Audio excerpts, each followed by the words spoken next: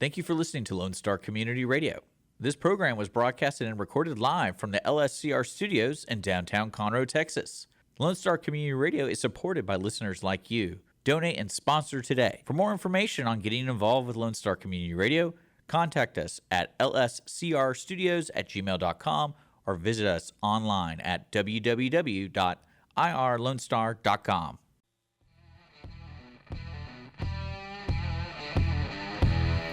Thank you for taking time to cruise in for Car Club Talk with Robert, Randy, and Dana. Welcome to our home in the Lone Star Community Radio Studios, housed here in Conroe Tower and in the county where the official flag of the Lone Star State was born. I'm Randy Weldon, along with Robert Helmer and Dana Pritchard. And sequestered back in the safe room / sound booth is Dick Schischler, our sound engineer and producer. And he never says it, but he's also the station manager. We are broadcasting for Lone Star Community Radio on 104.5 and 106.1 FM and streaming worldwide on irlonestar.com, YouTube, and Facebook. Robert, we got anything to talk about? And by the way, before we get to your portion of this, why are Dana and I all festive in the proper holiday colors, and you're over there like the Grinch in some color like dark from the dark dreary. side of the, what do they call it? What's the guy that like Pink Floyd. Yeah, Dark Side of the Moon. Yeah, no. Ozzy Osbourne. Yeah, I don't know. no. That's one of the guys that was all no Christmas. Yeah, I didn't get the memo. Wow, we got to talk to Mom. I'm going to tell you now. Are we in December? Nobody said, "Hey, we all got to wear red." We don't have Well, no, you to. should have worn green. It would have looked really festive. Oh, Yeah. okay. But honestly, it's 60s this Yeah. week today, when it's been like 90 yesterday. So Yeah, it's been a little warm and humid. Yeah, here. I brought my sweater. make it feel a little festive anyway with the cooler Speaking of weather. festive, have you seen outside? There's a Christmas tree contest out there in City Hall. No, man, I blew up here, parked, was on the phone, walked in, never looked up. I Yeah. heard the music playing. Yeah, it's really nice. They all got little themes. One of my favorite ones is the state of Texas, and it's got like Sam Houston's picture on one of the ornaments and everything. And so it's like, man, that's really cool. Whole history of Texas is right there on the tree. I'll drive out that way and take a look when we get out of here. Hey, who do we have on the show today? We've got a couple of Zoom calls, right? Yeah, we have Thomas. I thought James was going to be on, but it's Thomas that's going to be on? Yeah, Tom. Yep. Okay, Tom of Power Automotive Media. They are hosting Mustang Week Texas, which is going to be in Galveston, Texas. And that is April, do you know the date? Yeah, it's the 24th through the 27th. Okay. So he's going to be zooming in, and there's Northside, I think, is going to be taking part of this. I was on the phone last night with President of Mustang Club America. Of course, you're a national director like I am. Yeah. And I was very specifically told, like, the regional clubs will be there to man the booth.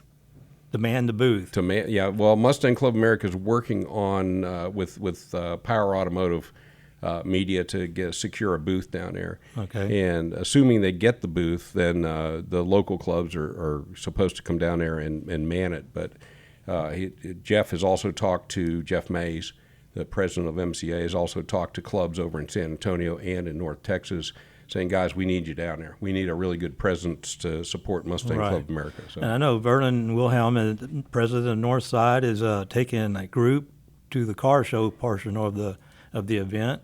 And Tom is supposed to be holding so many spaces open for Northside, so we're trying to get that done. Well, and hopefully Mustang Club of Houston and the Wild Horse Mustang Club will bring cars as well and make it a really big turnout. So. Is Vernon taking them in the party bus, or is he? No. Everybody's. He's leading the caravan. Okay. Yeah. Okay. So we'll have them on, and then Blake Weldon. Oh yeah, I've heard of that kid before. Have you? Yeah. Okay, that is your. Yeah, that's my grandson. Hopefully he won't be calling me Grandpa when we're on the air. You know? Sure? But yeah, I don't know. We'll see. I call him Papa. Okay. And he is with O'Reilly's Auto Parts Store, and we're going to be asking the question, how is your industry changing? How is it preparing for the EVs? Did you see a decline in sales? What's forthcoming for the auto parts industry, even the aftermarkets? They got to be looking at this too. There's going to be a lot less aftermarket parts being sold maybe. I got to tell you, the reason I reached out to him, you brought that idea up of getting somebody from an auto parts store. But that kid, he's 19 now. He's all over the EVs, all over it. What location is he at? He's in Cumming, Georgia. Oh, okay. Yeah. That's one of the industries I started out in. Pedigree's Auto Supply, they were a big chain here in Houston. They had like 50 stores at their top when they were at their top. It was Pettigrew? Pettigrew Auto Supply. Yeah. Them, and then the High-Low was another big one down Yeah, I here. remember that. It's a good place to start in the auto industry, the parts Yeah, you houses. learn a lot about that, a lot about cars. But as far as aftermarket you mentioned with those, they typically don't sell too many aftermarket. It's when people do a Google search for, say, an aftermarket exhaust or an intake, it'll come up O'Reilly, Yeah. local parts houses, but they get it from the same distributors that aftermarket shops do. When I was in the auto parts industry, there used to be just one distributor downtown. Everybody got their parts from this one warehouse. Was it Pro something? Prime. I think it was Prime or Okay. something like that. Okay. Yeah, they were in downtown. And you Oh, Amazon must have bought them. But no, But just yeah. going back to that, because you mentioned how's it changed aftermarket-wise? Well, typically people aren't seeking out the local parts houses for aftermarket parts. now it's like you said, Amazon. It's online. Yeah, Yeah, everything's online online. distributors. Ordering. Yeah. Yeah. Even Copart, if you're going to get a part, you go online, you order it. Yeah. And typically those local parts houses aren't online distributors for those, brand names. Right, per se. but it's like if at Edelbrock or Magnaflow or whatever, if they're not selling the parts, they're not manufacturing them either. Yeah, they're just not So it's like, seeking. what do they turn into? What are they going to for more revenue? Yeah. Yeah, I started my auto parts career in mall parking lots, boring center hubs from Pontiac cars out there. That was before pop-up party tents. That was before pop-up party tents. That's right. And the automakers right now also are going through a transition of EVs, and it's causing all kind of problems. We always talked about Chrysler and Dodge and Stellantis. Stellantis, yeah. Yeah, the Italian company that owns Chrysler and Dodge. Well, the CEO has stepped down. His name was Carlos. To no surprise, just the timing is surprising because Carlos was talking about retiring in 2026, but his tenure has been rocky and plummeted with sales of 25%. Now, 25% of the market is what everybody is going through right now. It's not just Dodge and Chrysler. Everybody's down about 25%. Wait a minute. What did it say he stepped down for? What reason? He didn't give a reason. He's just stepping down. Yeah, he didn't just decide to step down. Yeah. So somebody helped him decide. Yeah, but he had poor market shares, and the company's challenges the late break into EV markets, along with striking union factory workers and a widespread layoffs. We've been reporting about this for a while now, and all the executive offices have been in a continued state of change ever since he took over, and even now since he's departed. And one being, as prices of Jeeps, Rams, and Chrysler skyrocketed with the more affordable models, did he cut the production of the more affordable models, or he took them off the line completely? And everybody's like, "What are you doing?" And so one of the high-profile executives that left Dodge is Tim Knitzke, I think is what it is. Tim something. Yeah, and then also he lost the executive for Jeep, Jim Morrison, which left everyone wondering what was going on with the North America part of Dodge and Chrysler and Jeep. They thought, oh no, this isn't good. And as soon as Carlos left, made his announcement he was leaving, Tim comes back, and he's immediately back as the executive for Dodge Chrysler. Yeah, isn't that interesting? Yeah, and one of the things he was doing before he left was he was helping shift both companies from the large displacement engines towards the EVs. So he was already working on the transferring it over, but he has a legacy behind the Hemi V8. He's helped design that V8s and put those in the Chryslers. So he's a horsepower person. He designed the Hemi, but he's also doing the transition between the EVs now. Look, the EV stuff's coming. I've said that over and over and over. So hopefully It's with coming. all this change, this is within a week. This is within this week. I watched National Lampoon's Christmas Vacation again last night while I was working. I worked till about It's on 2:30 6 this times morning. a day, every day. So how do you miss it? Well, I started the stream, and then it ran while I was working in the background. But this reminds me of the boss that didn't pay out the bonuses. They kidnapped him, brought him over, and he realized what a mistake he made. Yeah, He made a yeah. correction. This guy didn't realize it. Whatever his name was, Carlos. Yeah. He's out of there. See ya. Yeah. Well, and as I said, it's not just this Dodge and Chrysler. It's all automotive makers have been affected by the EV mandates, the closing and retooling of factories, along with idling factory workers and the rising cost of new vehicles, with the slow sale of vehicles for 23 dropping 25% all around. The transition between ICE, and, cubic, forgot how that stood for, the cubic combustion engine. Yeah. To the EVs, it's not going to be easy. That's why we're asking today about the aftermarket parts. Talking about CUIs. Yeah. Well, it's ICE. Yeah. Cubic inch displacement. Internal combustion engine. Internal combustion engines. Oh, ICE. okay. Now, do you think all this could change slightly with the new administration? As far as No, I don't see. mandates? I see them. Mandates. The EVs are. Restrictions. They've already started. It's not going to go back. It's not. No, well, but in addition to that, and again, you have to get your head outside the United States and look at this on a global basis. This is a much bigger push to go to EV on a global basis than it is just isolated to the United States. Yeah.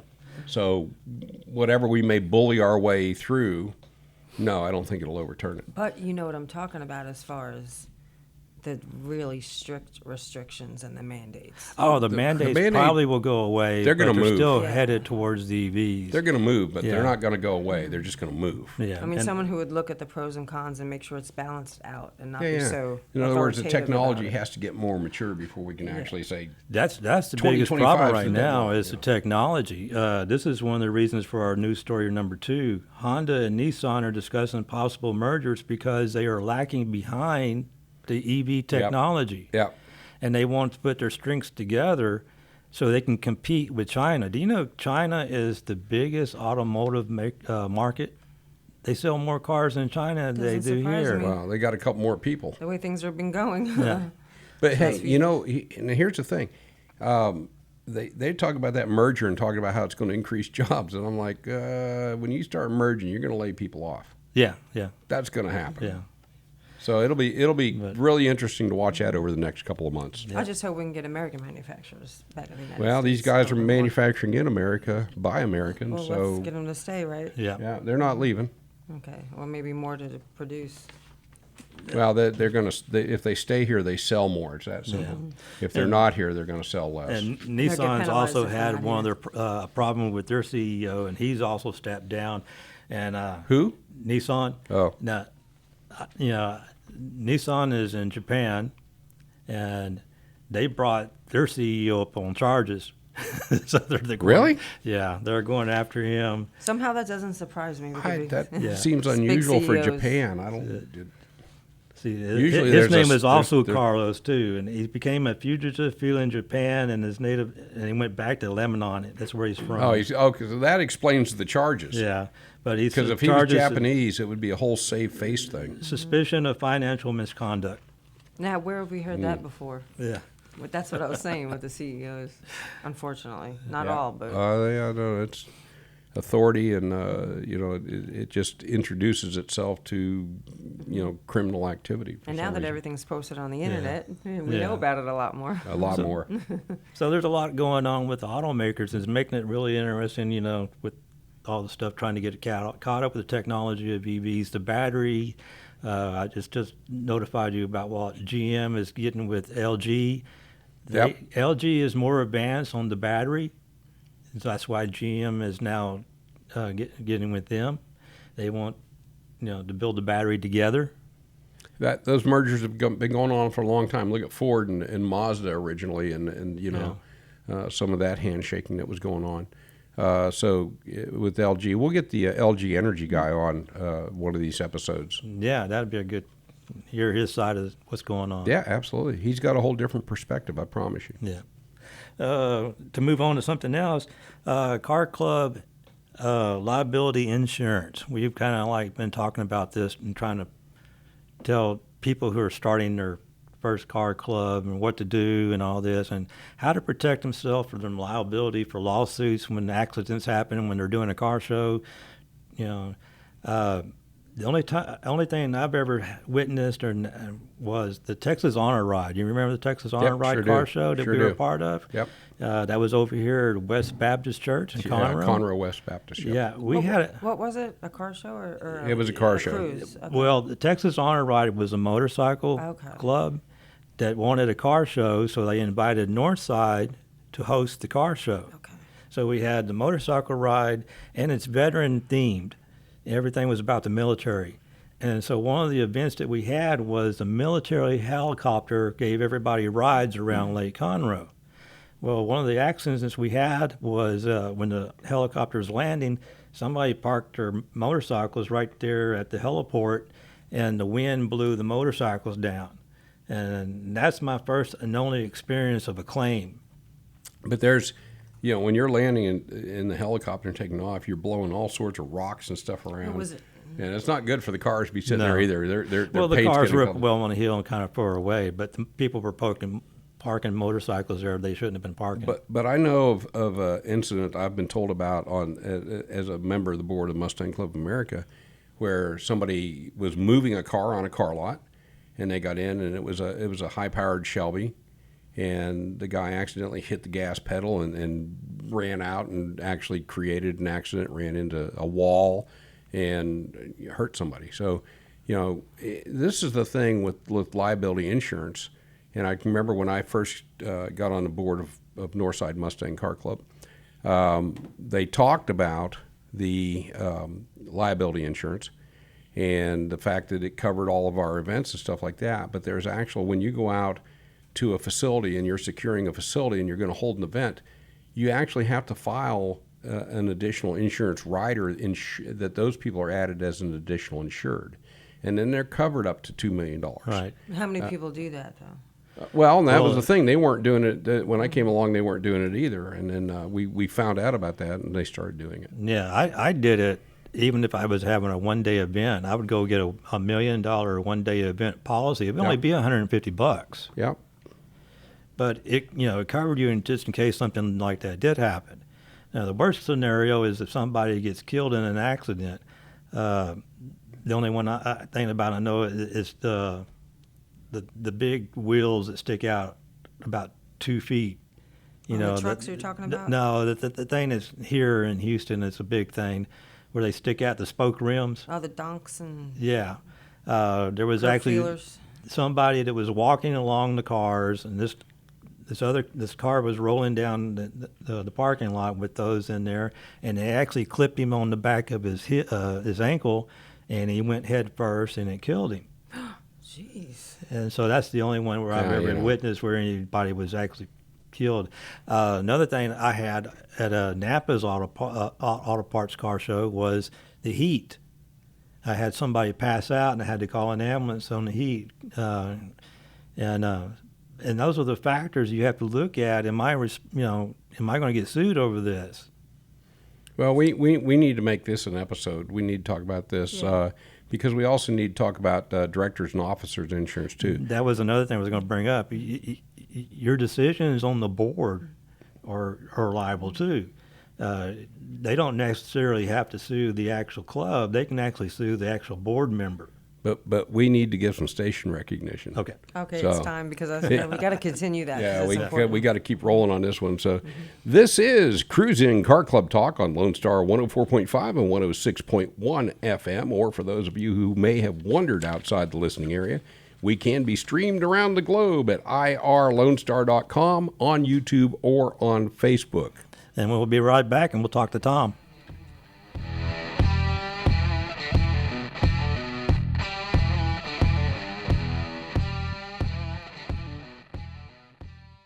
Car enthusiasts of Conroe, FM 104.5 and 106.1 Lone Star Community Radio invites you to shift into gear every Monday from 1 to 2 with Cruisin Car Club Talk with Robert and Randy for news on all things automotive in the greater Houston-Conroe area.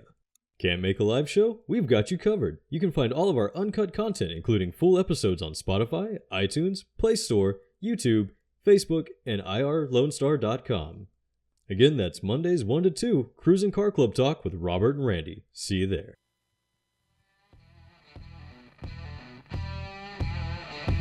We are back and appreciate you spending time to cruise in for Car Club Talk with Robert, Dana, and Randy.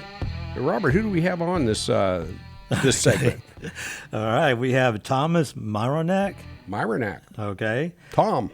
He is the VP Marketing and Communications person for Power Automotive Media, which is hosting Mustang Week in Galveston, Texas. That's like that little old event that they hold. Tom, you guys hold a little event over in Myrtle Beach, right? Yeah, Myrtle Beach has been the host city for Mustang Week for over 20 years. And now we're expanding the franchise to other cities. And the first one is going to be Galveston, Texas. So what brought you to Galveston? What was the attraction? Well, there was really 4 criteria to evaluate for launching a new event. And one of them was being close to a large metropolitan area. And Houston's got nearly 8 million people. So that was one box we checked off. The second one was going to a place where people love Mustangs. And Texas is near the top, if not the top state in terms of the total amount of Ford Mustangs in the state. We also wanted to go to kind of carry on the tradition of the original Mustang Week to have a destination event. Right. So having something near a beach made sense. So we looked at Galveston. It seemed like a great place. And then really the other big factor is the proximity to venues that allowed us to do things with dynamic activations like drag racing, autocross, road racing, and things like that. So it seemed to check off all the boxes, and we're ready to go. That's where the MSR Houston came in, right? The track? Yeah, MSR in Angleton, Yeah. correct. Yeah, you've got that event. You've got HMP for the drag racing. If I read your press release correctly, you've got Vaughn Gittin Jr. coming in. Yeah, we're really excited about that. We just announced that RTR is going to be a major partner of ours, not just for this year, but for the next 3 years. And that involves them bringing out some of their top drivers. Vaughn Gittin, of course, is included, but also Ben Hobson and maybe a couple of other drivers. But yeah, they're going to be coming out and showing off their vehicles, doing ride-alongs out at MSR. We might see Ben and Vaughn doing some drag racing at HMP, but they'll certainly be doing drifting exhibitions and doing ride-alongs out there as well. Yeah, man, let's get them down on the seawall to do some drifting up and down the seawall, because it would be something that maybe we kind of did when we were younger, something similar to that. If you can get around the law enforcement. These guys have they have a hall pass for that, right? Yeah. Well, I don't know about that. We are working with the city very closely to make sure that we are good, responsible community partners, and we're welcome back after the first year. We do have a lot of opportunity to do drifting out at Moody Gardens. So Okay, I was we've going to got a ask you huge, that. yeah, we've got a huge facility out there. On Saturday, we'll be doing autocross, but on Saturday night, we're doing something called Mustang Week Mayhem. And Mustang Week Mayhem is going to be more like a festival type atmosphere. And that's where we'll be able to really highlight Vaughn and the RTR team's abilities with some drifting exhibitions. But we'll also be bringing out some other partners to do a big burnout show.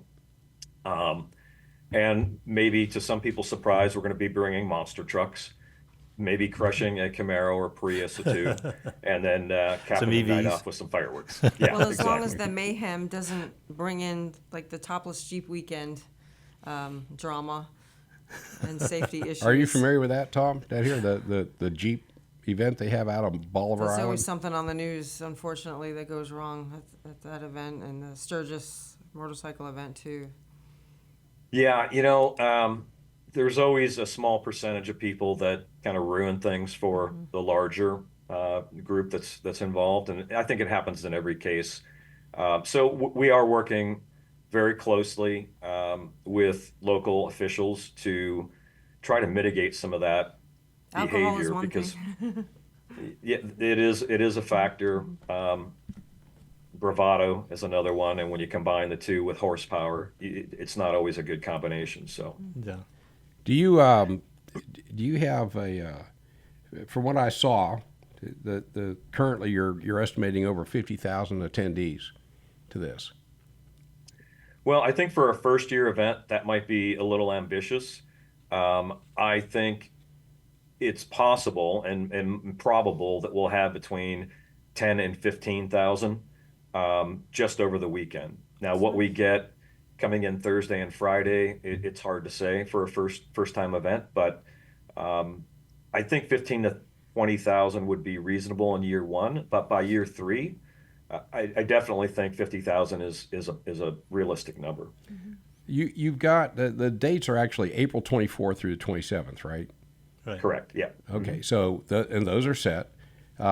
You've started broadcasting that information out. Actually, for quite some time now, you've been going announcing that. But the invites, I know that you're working with Mustang Club of America. Of course, Robert and I are both national directors on the board, and he's on a youth committee. I'm on the marketing committee. But so I talk a little bit more to the president of the club, but I know he's talking to you and working something out so that Mustang Club of America can have a booth there. I don't know where that's at in the process, but hopefully you'll get that worked out. I do know that we've already reached out. We as MCA have already reached out to the clubs in North Texas and Central Texas and said, hey, if we get this booth locked in, we need everybody down here from your clubs to work the booth. We need a really big presence down here, and that would include some people bringing cars down. And then I know also in the local Houston area, we've got Robert's vice president of the Northside Mustang Club here, and there's already a plan in place to get cars together, come down and take part in the car show. So what all events do you have planned? What's the agenda for the event when it launches? Sure. So really the week starts off on Thursday at MSR. So we're calling Thursday Track Attack at MSR, and it's a combination of events that will take place there, including high performance driving experiences that will take place on a 2.4 mile road course. Now that'll be broken out by driver experience levels, but we do have groups for novices or people that are coming out for the first time and just kind of curious about what their vehicle's able to do and to learn some driving tips to have some fun with their cars. We also have some sessions or groups that are for more experienced drivers who don't necessarily need the instruction or education, but really want some just seat time to get out there. We also have something that we're calling track experience for those that aren't really necessarily looking to push their limits of their skills or their vehicles. But if they want to come out and take some parade laps and do some ride-alongs with the people like Vaughn and the RTR folks, they can get out there and they can do that. MSR also has approximately 90,000 square foot skid pad, and we'll be using that for autocross throughout the day. And then I'm not sure if you know this, but they also have a 3/4 mile go-kart track. So during the day, people that aren't involved in either autocross or the HPDEs, they can do some open karting sessions. And at the end of the day, we'll actually have a little tournament, something we're calling the Mustang Cup Challenge. Okay. Cool. Yeah. Yeah, I mean, that's something very for cool. everybody. And people will have a chance to race against Vaughn and Ben on the go-kart track. So that should be kind of fun. We'll have a nice trophy for people to take home as well. Oh, that'd be very cool.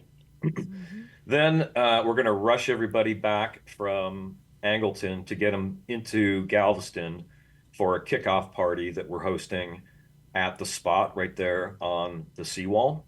So again, we'll have RTR and Vaughn to come out there to help us celebrate the week and get things kicked off. That'll be kind of an informal thing, more of a type of a meetup, and we're trying to secure parking space for what we think will be a large assortment of vehicles coming out for that party. Are you So- having organized cruises between one point to the other point? We are looking into it. I think that would be ideal, but right now we don't have anything set in stone. Okay. Hey, if you get to that point, we can probably help with some local people that'll head up the cruises for you. Right. Okay. All right? Yeah, that'd be great. And we know some people. Great. So Friday, one of the things we were thinking about Friday morning was doing some organized cruises from Moody Gardens to Houston Motorsports Park in the morning, because on Friday we're having an all-Ford drag day at HMP. And that'll be open to any Ford-bodied or Ford-powered vehicles to participate in drag racing, spectator drags, and some of the drifting exhibitions that we'll be doing. But drag racing, we'll be doing Drag Racing Clinic. It's about a 45-minute clinic with some pros that'll be out there. We'll be running a True Street class, some grudge racing. So we'll have a full day on the drag strip out at HMP, but also concurrently on the oval track, we'll be running spectator drags. We'll have drifting exhibitions from multiple partners of ours, including RTR. And we'll also have some people giving ride-along. So if people want to come out and actually experience what it's like to sit in a pro drift car, they'll have the opportunity to do that as well. Yeah. And if you don't know, the track, the 8th mile track and the oval track are right next to each other. Yep, set on the same complex Yep. there. Yep. Yeah, so we think that's going to be a really fun day too. Friday night, then we come back to Moody Gardens, and we're calling that the Friday night meetup.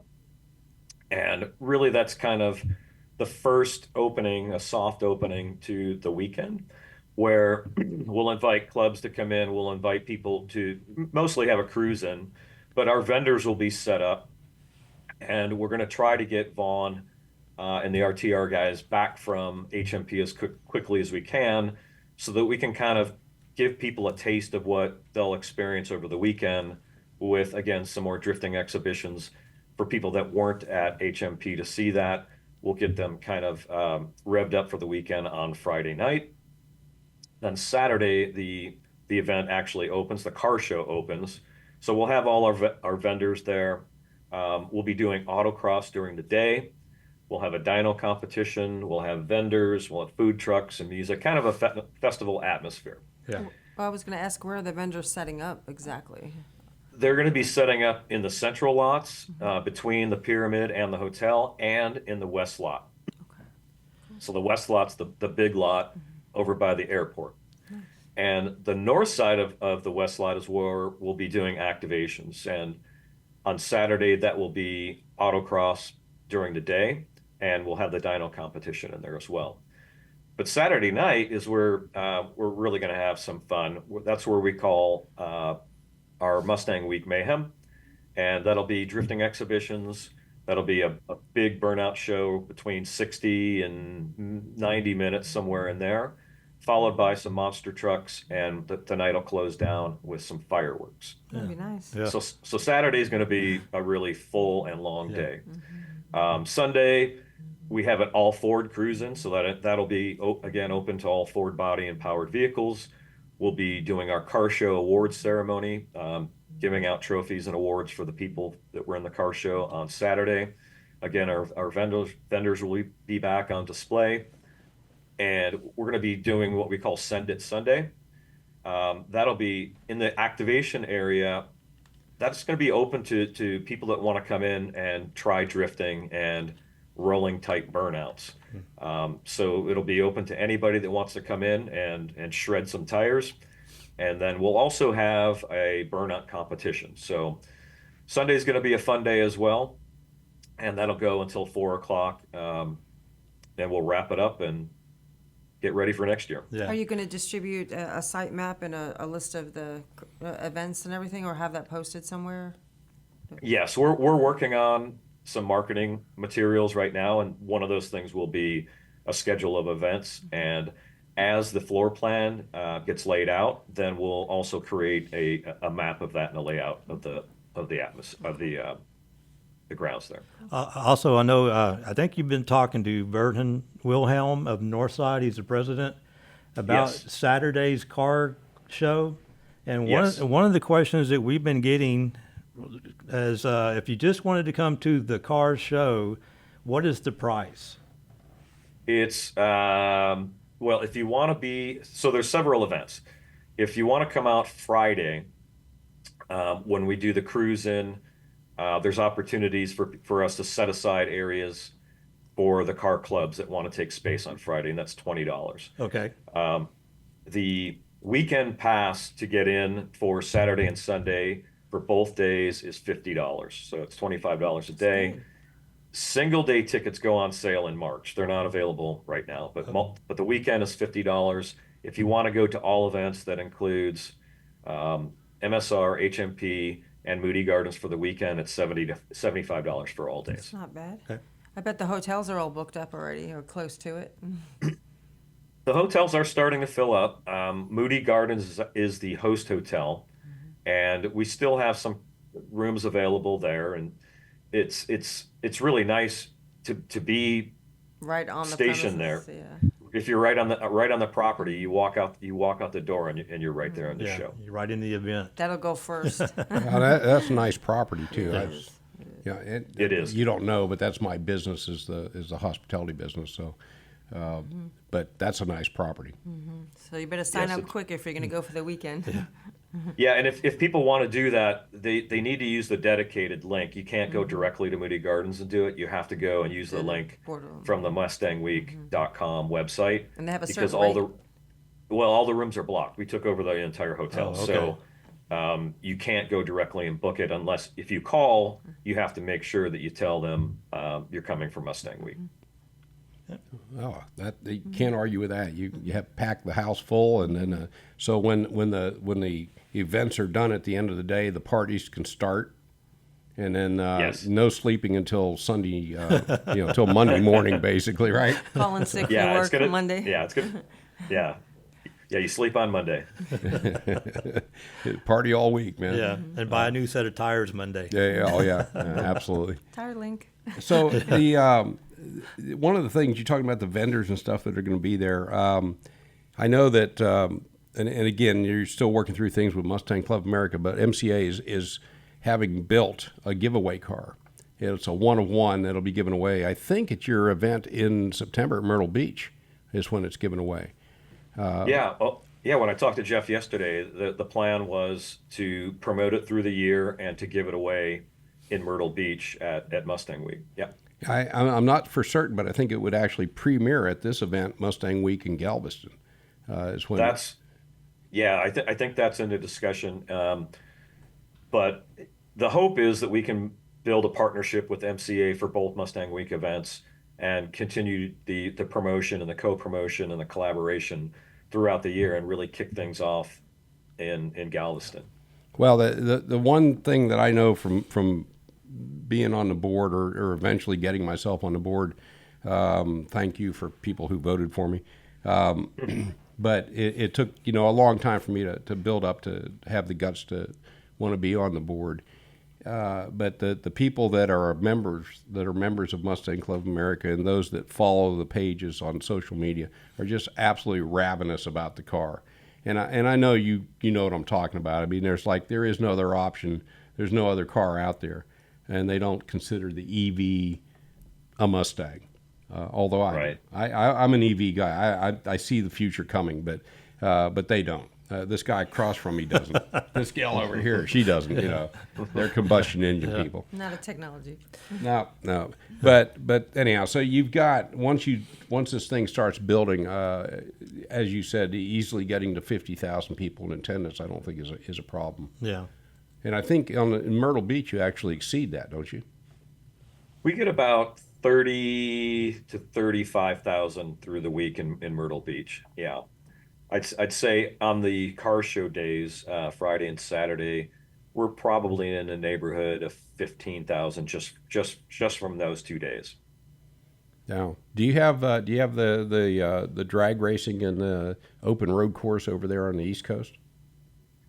Unfortunately, they closed the road course down. They raised it over. It doesn't exist anymore. There is Build a subdivision, right? That's what they said they were going to do. Yeah. I'm told.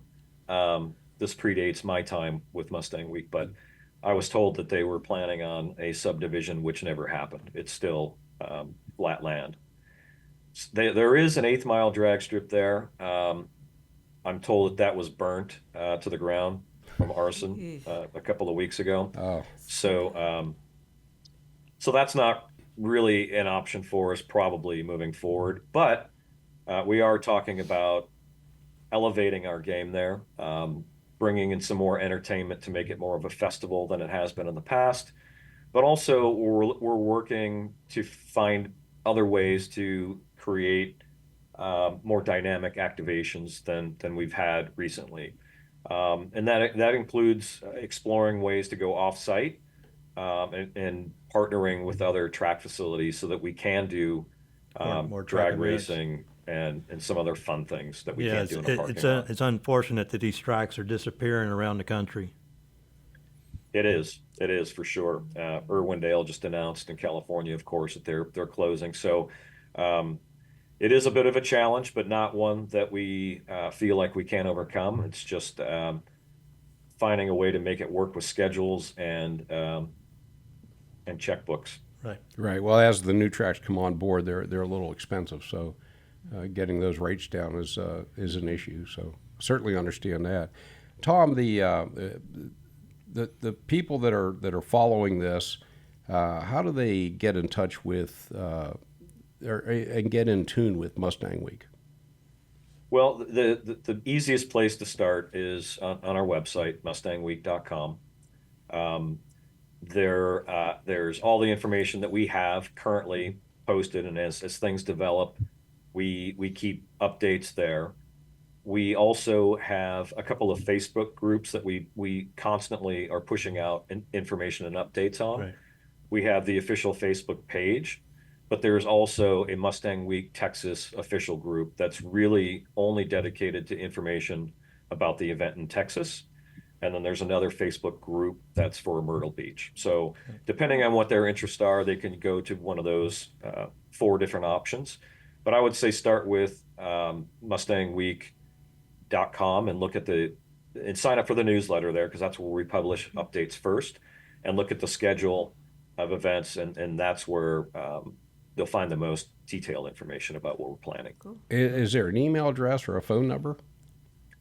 There's not really a phone number probably to on the call, website. but if you email info@mustangweek.com, that will get to our customer service desk, and they'll route that to whomever needs to see it to answer the Right. questions. And that's where I went to see if we could get some press passes Yeah. Oh, okay. to do our podcast there. Okay, yeah, we'll definitely take care of you. We need to work that out. We'd like to do a bit of a live feed there. That Yeah. obviously they get back to the studio and get that But broadcast. you responded very quickly, and I appreciate that. Yeah, sure, no problem. Happy to help you guys there. You're the only person that's ever responded to Robert in email. That's So quickly, anyway. Hey, now before we've got to get out of here in a minute, but before we get out of here, the group that puts us on is Power Automotive Media, and tell us a little bit about Power Automotive Media. Sure. Power Automotive Media has really been rebranded recently to Power. It used to be Power Auto Media. Now it's Power Automotive Media. It's been around for about 20 years, 23, I think, to be exact. Really was a pioneer in the automotive digital media space.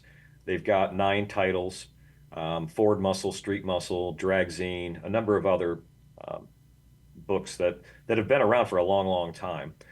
And they have evolved, and they've adapted to the fact that not everybody wants to consume media on a website. So a lot of what they're doing is shifted towards an omni-channel approach, where they're putting out shorter bits of information on social media and not asking people to come back to the website to read long form articles. So those people that want to read the long form articles, that content is still there, but for the people that don't want to leave the the platform that they're on, they're publishing on that now. So that's a little bit different. The other part of it is, of course, they decided to diversify their portfolio into the event space. And that's where Mustang Week came in. 2 years ago, they purchased Mustang Week from the former owners. And now in the second year of running that event, they had a record year in Myrtle Beach. And we're going to follow that momentum and continue with rolling the franchise out in multiple cities, starting with Galveston. Awesome. See, that's exciting. That's good information. I saw also you do other events like for Chevys and stuff like that. We need to get a Mustang versus Camaro event out there. Yeah, for sure. They are doing something called Horsepower Wars. That is kind of a continuation of things that they've done in the past. And this year, I think it's a LS1 versus a Coyote.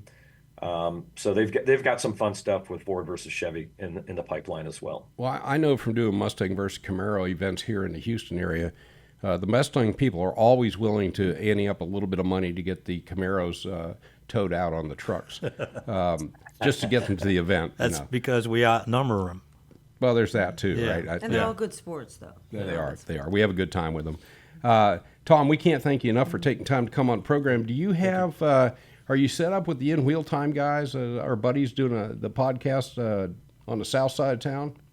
I think Randy made an introduction, and the ball's in my court to follow up with them. But I will do that this week for sure. Yeah, great guys. And if you get on there, we'll certainly be following you. The idea is to get you guys out there as much as we can, so that we have as much exposure for you and pull in as many people as you can. Because, as I said earlier, we know a few people, and they all love to get together and take part in stuff like this. So we appreciate you coming to Texas, man. And we cover the north side, they cover the south side. They do cover this well. They've got good coverage, and our coverage is growing. So, Tom, thanks again for taking time to come in here with us, and we'll look forward to seeing you down in Galveston, man. Thank you. We'll see you. Well, thank you for having me, and I look forward to meeting you all down there. Merry Christmas. Yep, Merry Christmas. And thank you. Merry Christmas to Dana you. and I Thank were you. the only two that thought to dressing in red. Christmas colors. In red. Yeah, we got Grinch over there. So, Tom, you take care of yourself. Bye. Okay, thank you. You too. Thank you. This is Cruisin' Car Club Talk on Lone Star 104.5 and 106.1 FM. Or for those Globetrotters out there, we can be streamed anywhere on Earth at irlonestar.com, on Facebook, or on YouTube. This is Dana Pritchard. I'm Robert Helmer, That's and we'll right. be right back with Blake Weldon. Those Globetrotters. Every Friday, tune into Texas Ticket on Conroe's 104.5 and 106.1 FM with Armando Nino of Gull Lake Conroe, focusing on Montgomery County area events and places. Get a feel of the Texas spirit at the event, paired with guest and vendor interviews, event coverage, and ticket giveaways, and so much more. Join us Fridays and punch your Texas ticket. For more information on the show, visit irlonestar.com/Texas Ticket.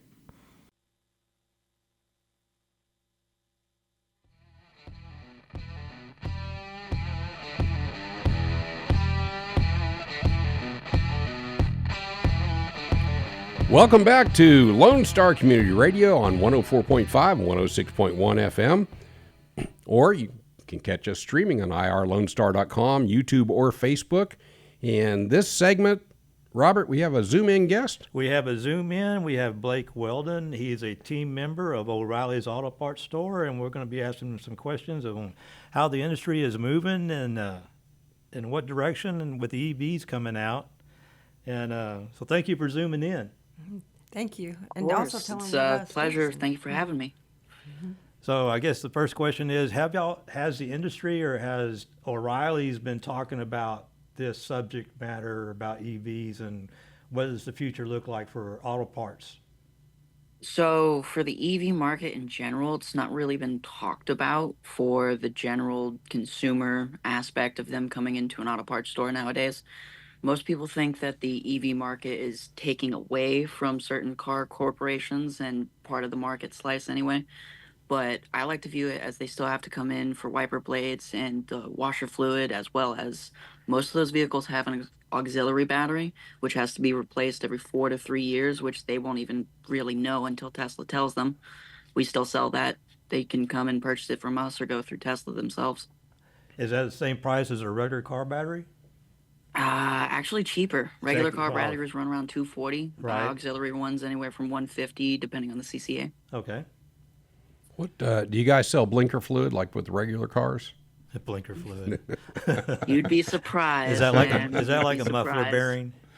Yeah, one, like one- muffler one of bearing, the right. big jokes when we were in the industry is the new guy on the front counter. Somebody would come in and ask for a muffler bearing. And You know, I've not gotten a muffler bearing, but the funniest thing I've had, and I've actually had a real customer call me and confirm that he could get sent the wrong gasket water pump. I right. think it's like a 1995, 1997 Toyota water pump. Looks a little phallic. Looks interesting. It's very hard to describe, and when you get crank calls over the phone at 9 o'clock at night asking you to describe a water pump gasket, you start questioning yourself. Yeah. You have to get a diagram from. Yeah. Trying to point that out to a customer is not fun either. So you see you're selling those three items: the battery, you're selling Wiper the blade. wiper blades, and you're in moisture fluid. But what else? What else do people come in for EVs? People, nothing really. It's more cosmetics. I mean, most detail people, stuff. you walk into an auto parts store and you're looking for an air freshener or you're looking for a sticker or even a for sale sign. Yeah. Not mostly just looking for a rotor or an alternator. That's really more repairmen. Yeah. People with trade knowledge in industries, some people that have corporate accounts that get discounts on parts. But I mean, a regular Tesla customer, if they wanted to, could come in, purchase CV axle, rotors, and pads from us and have it all changed by themselves. But it's kind of a right to repair issue. Tesla really owns the vehicle, and then once you get it changed want by to a do it. Tesla technician, you have to really get it repaired and Yeah. serviced by them specifically. It's a whole bunch of red tape mess rather than how do you mean- actual serviceability. How do you mean Tesla owns the vehicle? Oh, it's a kind of interesting fact, but even though you pay $60,000 for a brand new electric vehicle, physically, if you start repairing the vehicle or if you get it under like a firmware update that just doesn't go in, they can actually pause your vehicle, stop it at your house, and make it to where you can't physically drive it until a Lovely. technician's out there. Yeah. Follow the Or rules. if you are driving without like using your hands and using the self-driving feature, you pay $12,000 for it, but they can take it away after 3 strikes. Especially Really? if you've been drinking. Even if you've been drinking, if you're still behind the wheel and they have a camera now on the newer Teslas that are watching your eyes physically. That's If great. you're not watching the road, they will remove that feature from your car. You better not be doing anything in that car you're not supposed Yeah. to be doing. Wow, wow, Yep. that's some control there. And you see why I have some resistance. I Right do. to I repair. see it. Yeah. Yeah. Well, I was not about the EV thing till this kid came along, and he came down here. Spent I think it was before he spent a summer with me, but he was. Grandpa, we got to go riding. We got to go ride in a Tesla. So we went, and I was pretty impressed. I mean, this thing got us onto the freeway by itself, and got us, did a U-turn, got us going back south on the freeway. It parked itself. It parked itself. It did. It parked itself. So I'm you- pretty So impressed. you can forget how to park. You can walk into the grocery store, pull out your phone, and call your car from a parking spot. It And will it'll- drive from the parking spot to the garage of where you are at the front of the store. It's the Jetsons life. I can get into this, but It's scary too at the same time, though. But I guess I have to tape my hands to the steering if wheel it so hits- I fall asleep and don't lose my rights to. If it hits a pedestrian while you're doing that, who's responsible, Tesla or you? If your hands are taped, Technically, I think there have been actually a couple lawsuits with them being that it's not technically full self-driving. It's still technically a beta. Yeah. So they remove the right to liability at that point. You're still using Of the course. software and in our control. Yeah. you pay $60,000 for the car, And they're not liable And for then You're a not liable for anything, $95,000 battery thing to be in your garage. And Tesla's, they cornered the market. And there's a lot of Teslas out there, but the Mark-E, not the Mustang, the Mark-E, Mach-E. Mach-E is selling pretty good, and so they got it pretty good. And one of the reasons why they're selling it pretty good is listen to this, okay? So we're offering a complimentary charger, so you're not having to pay for the charger at your house. They're giving you 0% APR, no interest for 72 months, and a $5,000 bonus to buy one of these cars. You're pretty much walking off the lot with not spending any money. But they're spying on you. They're watching you eat your hamburger. But this is from Ford. But this is on the Mach-E. This right? is on the Mach-E. I eat my hamburger anyhow and drive, so. So I will say the one thing about the other car companies and their EVs and electric models, they're still not backed by a charging network. They're still going to have to physically use the Tesla charging network that has been built for the last 4 years across the United States. Yeah. Actually, as a standard, most car companies are changing over to the US electric Tesla standard, so you can plug an adapter and charge your Tesla Ford Mach-E at a supercharger. they're actually buying into Tesla. Tesla is actually making money by selling the access to their chargers, making it adaptable. But as Blake just said, the like Ford has agreed to use the Tesla charging stations. Well, they have to give they have to put in the Tesla input to the socket Right, the itself, connector. the connector. But they're doing that. They had converter plugs. Yeah. Now they're just producing them. Yeah, but you had to do that with the okay from Tesla. There's some kind of Yeah, agreement. it's a there. licensing agreement. A license Sure, agreement. sure. So I'm sure they're making money off of that. Well, yeah, they are. Oh, you still got to pull out your phone, sign into the Tesla app, and pay for it. Right. It's not like even if you use a Ford or a Volvo, you still have to pay Tesla for using their supercharger. Right. At the end of the day, it's not free charging; it's just cheaper than gas. Yeah, see, but you know what? Now, give them credit. Give Tesla credit for the fact they built the infrastructure. Well, yeah, now he's making money off of it because sure. the other companies can't catch up. Right. The charging stations aren't out there, so it's like, it's either you make some kind of agreement with Tesla or you follow behind. Well- and that's the same thing with the battery technologies too, with the Honda and the Nissan, I was gonna say there's a proposed merger, right, for their new yes. We just went over hybrid that. cars. We just went over that story today, that everybody's trying to catch up in the technology because the Chinese have already surpassed, and so they're struggling to get caught up. Oh, a Tesla, you're seen as poor in China if you own one of those. Yeah. There's multiple different brands physically that make it to where Tesla is a bad option for the Chinese market. Yeah, and I didn't know this. The Chinese market is larger than the U.S. market as far as cars. Oh, way bigger. Yeah. Way bigger. I'm going to guess you've got some big manufacturer names over in China that are producing electric vehicles that probably dominate that market. Yeah, and then it's probably. Well, I mean, even the phone company, Huawei, 4 years ago, they were making phones, and now they just came out with an electric vehicle that looks identical to a Porsche 911. And I mean, range, speed, torque, everything. And this was a phone company. Yeah. Yeah, they're real good about re-engineering over there. Oh, they are. I've got some. I call it Reverse Wu engineering. Wei, but I've got some switches on a property here in Houston that they distribute. It's Wu Wei switches, clones of Cisco switches, and they're distributing the IPTV television network. And what is the savings? They're talking about complimentary, free charger units at your house. Complimentary. Yes, complimentary. That used to be about $15,000 to $20,000 last time I heard to have that installed.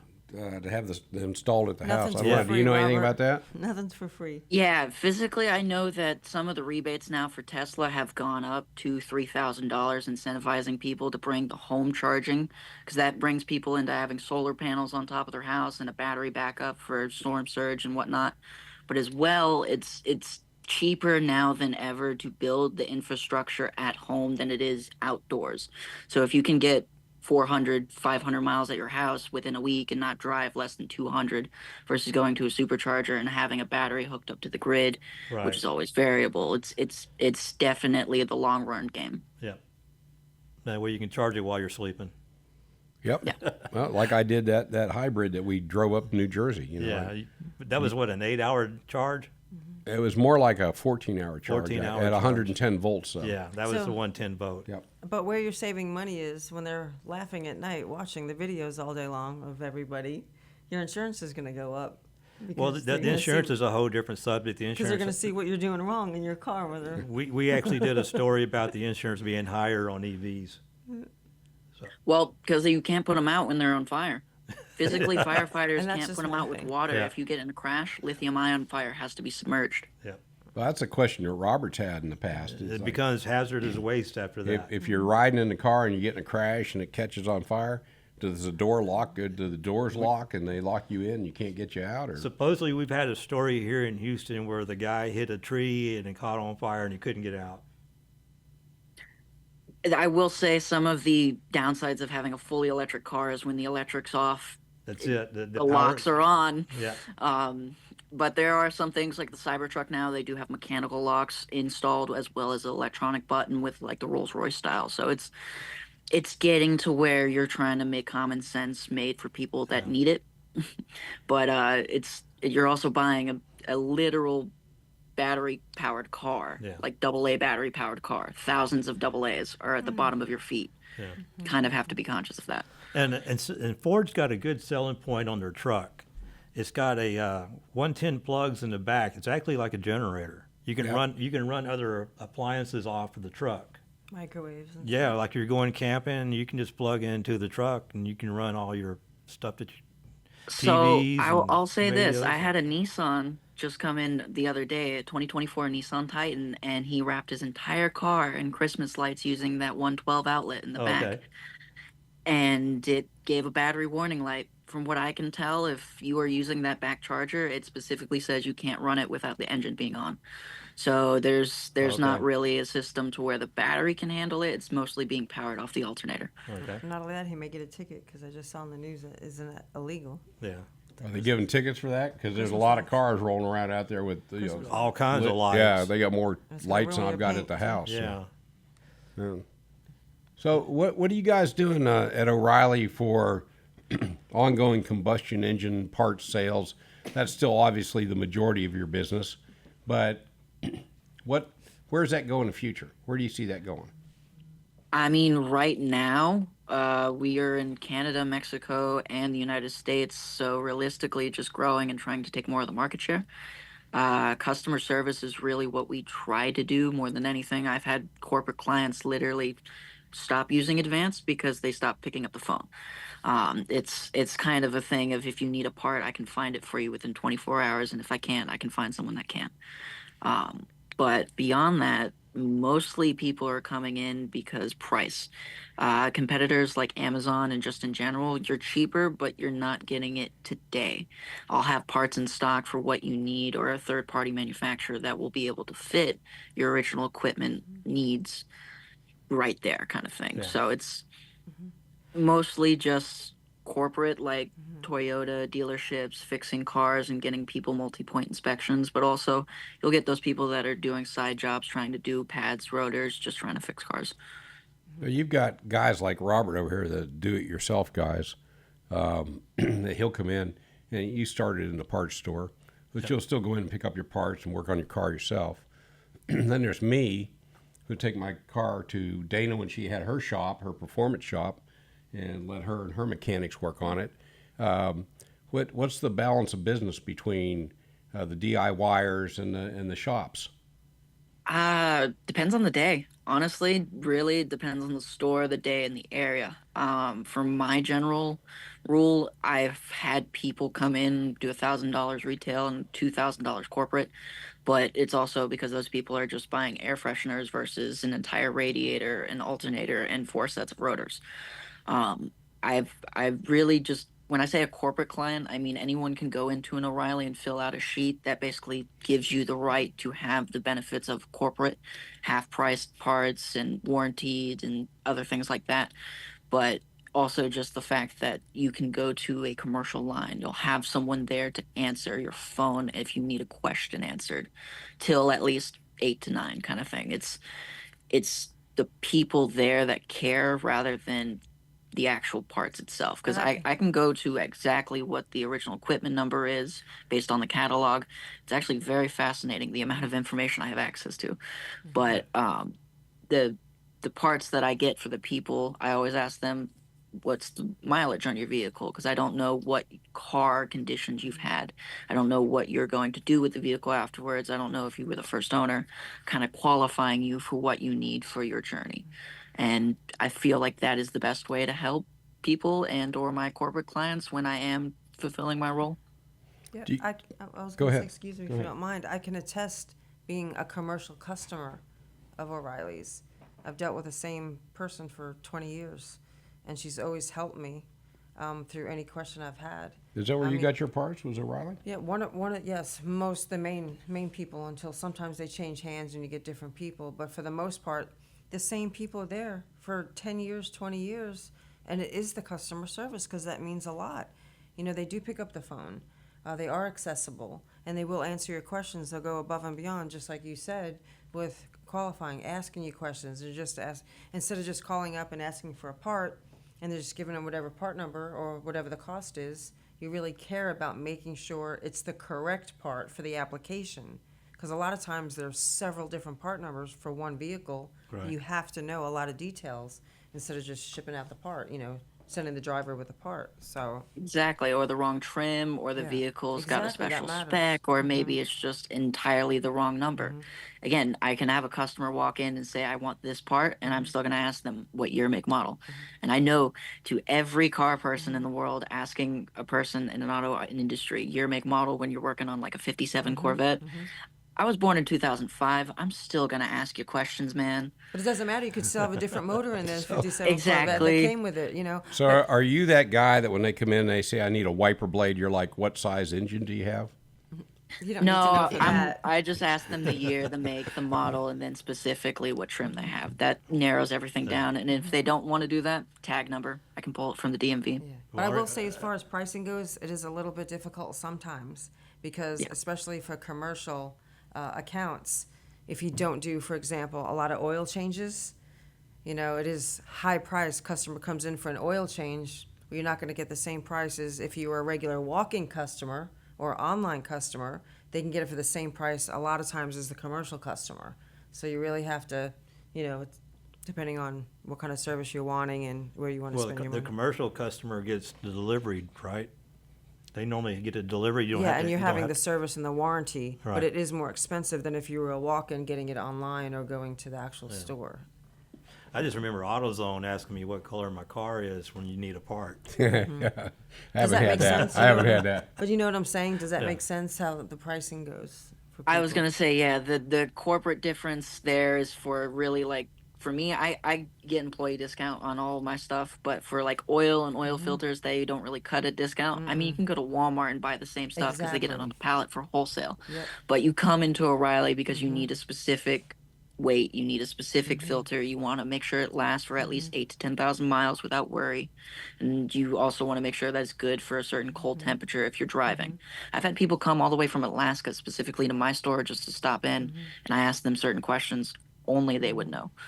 But it's again, you come in there because you don't know and you want So answers. you may pay more, but it just depends on. There may not be a big profit margin on oil and filters. There's not, unless you're buying bulk like some of the bigger automotive stores. Yeah, That's why I could never compete with oil changes. and Sure. that sort of- Think about the I was volume going to that say, they're other turning corporate by the- customers, they do buy like a literal shell drum. A Right. 55-gallon The bigger drum places, can be yeah. ordered, or even like engine blocks. I can have that ordered for a corporate client like Toyota.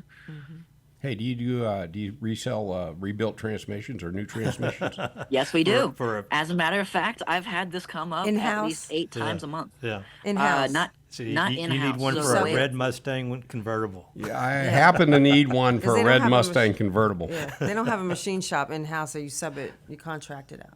Yeah, so the way it's done is I have a third party manufacturer. What I will do is I will again year, make, model, find your mileage because it's based on how far the mileage is over 100,000 miles because you got to rebuild it, and then I will contact a company called Power Torque.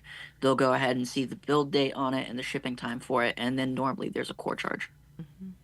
Well, we're going to talk. I got your number. Yeah, we got your number. Hey, we're going to have to slide out of here in a second, but how do people get in touch with O'Reilly Auto Parts? Honestly, if you have a phone, just if you are in a situation to where you are on the side of the road, need a tire, flat, fix, anything, pull out your phone, type in O'Reilly, call. Or you put in Most your people- zip code or your area, because there's several, depending on where you are. Yeah, what they're all over the location. place. Yeah. But Right. I know on the internet it's O'ReillyAuto.com. So there's the website. Yeah. You're in Cumming, Georgia, so what specifically is the phone number for your store? Specifically No, for you my don't know the store. phone number for your He's not calling the No, store. I've never called my store. I will say Just that. go to Riley.com. Plug in your zip However, Do you have I've an looked it idea up what the several address is for your code. You store? always want phone numbers. Yes. Go online. The address for it is 1720 Beaufort Highway. We've got a couple in the area actually in Cumming, and as well as we just opened a new DC that is replacing our old hub store. But I'm finding here's the phone number for it if you wanted it. Go ahead. Let's get the phone number for your store since you're the one that took time to come In on. Georgia. Yeah, in Georgia. Right, in State. Cumming, Georgia, in case you need anything. 678-341-2325. Same area code as you. The same area code as my cell phone. Yeah. Yeah, that's right. That's right. So how soon can we get our filter and oil change delivered? I mean, realistically, if you wanted to set up a corporate account, they'd probably be able to deliver it within 30 minutes if they don't have anything busy, but it's probably better to pick it up. Not to Houston though.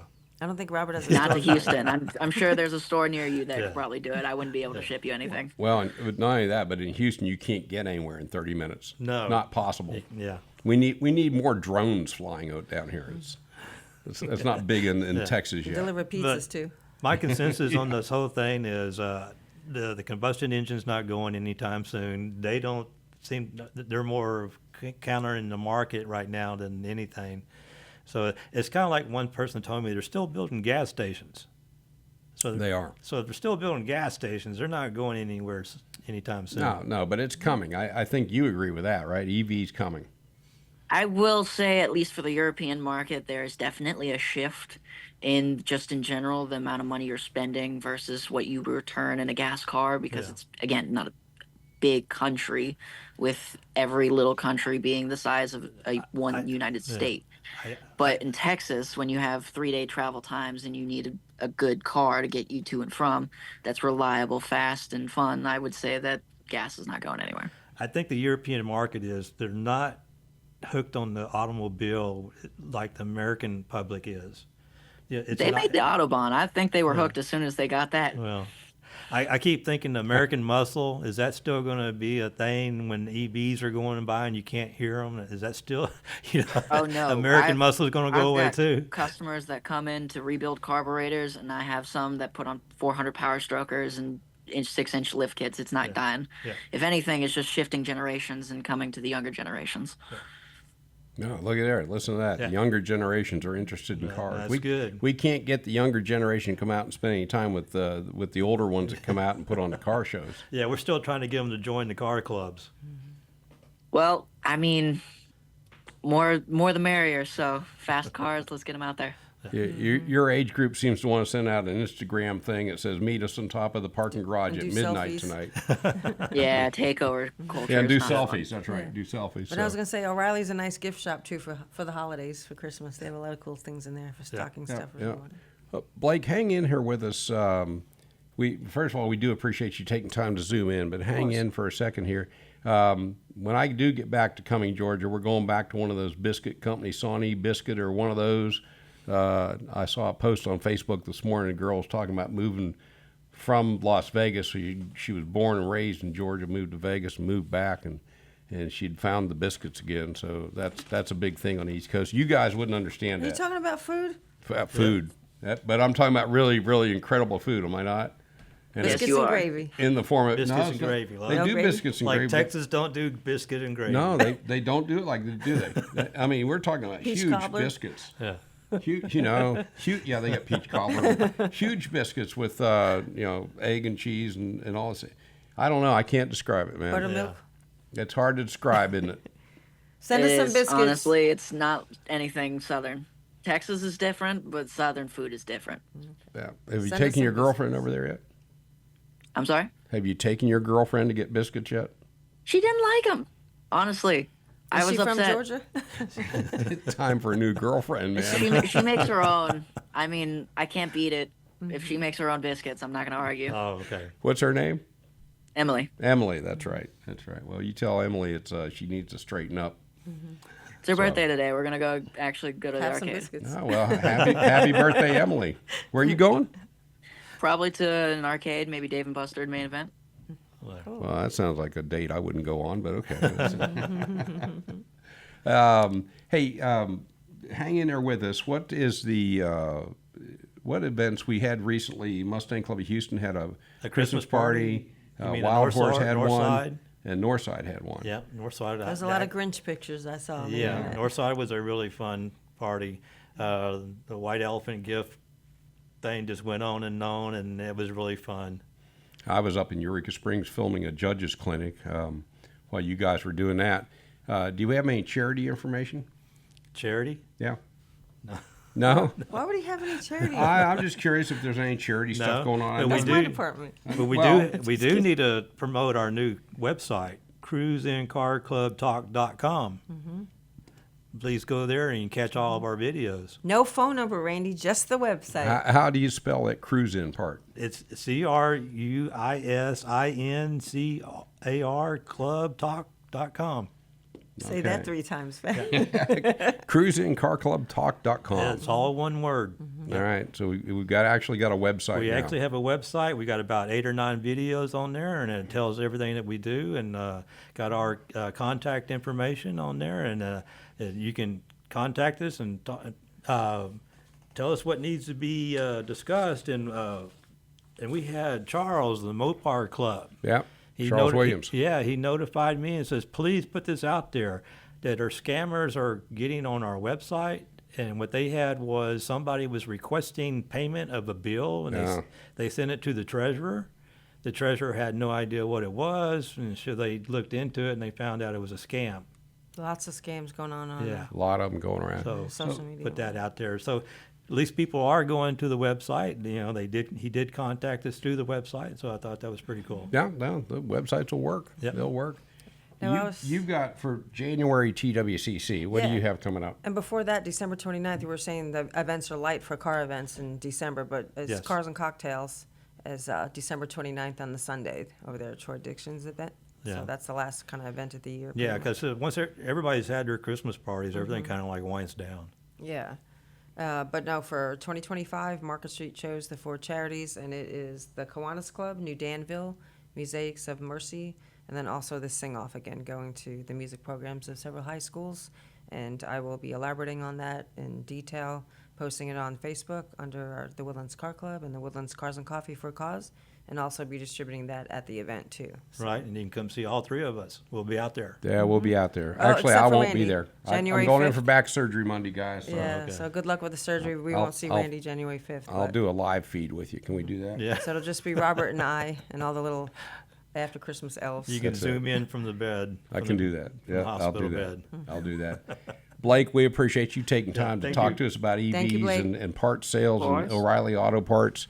We're going to slide on out of here, and we've exceeded our time for the show right Send now. us some biscuits. Please send us some. Enjoy your time with Emily out Yeah, there. pictures too. Appreciate you guys. Bye. Thank you. And that's it for this episode of Cruisin' Car Club Talk. I'm Randy Weldon. This is Dana Pritchard, and that's Robert Helmer. And locked up back there in the safe room / sound booth is our sound engineer and producer, Dick Schischler.